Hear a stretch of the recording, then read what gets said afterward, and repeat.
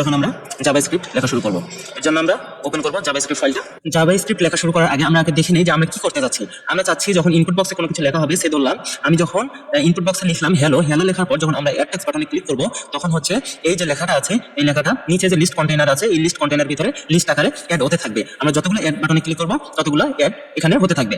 তো আমরা যদি লাইভ সার্ভার ইউজ করতাম তাহলে কিভাবে কাজ করতাম, এটা আগে আমরা ক্লিয়ার হই, তাহলে বুঝতে সুবিধা হবে। আমাদের যদি লাইভ সার্ভার হতো, যখন আমরা ইনপুট বক্সে কোনো কিছু লিখতাম, লেখার পর যখন অ্যাড টেক্সট বাটনে ক্লিক করতাম, তখন কি হতো, একটা সার্ভার থাকতো, এই মনে করেন এটা সার্ভার, এখানে কি একটা করে লিস্ট আকারে এখানে যোগ হইতো।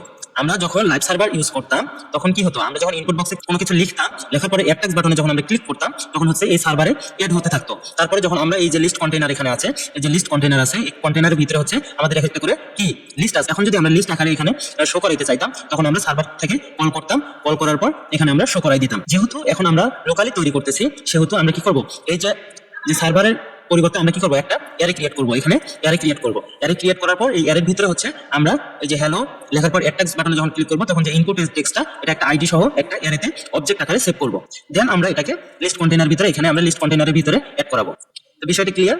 আমরা এখন কি করতে যাচ্ছি, যেহেতু আমাদের লাইভ সার্ভার না, সেহেতু আমরা কি করতে যাচ্ছি, আমরা একটা অ্যারে তৈরি করবো। প্রথমে এই অ্যারের ভিতরে আমরা এটাকে পুশ করে রাখবো। দেন কি করবো, যখন আমরা শো করার প্রয়োজন পড়বে, তখন আমরা এখান থেকে এখানে শো করাবো। তো চলুন এখন আমরা শুরু করি।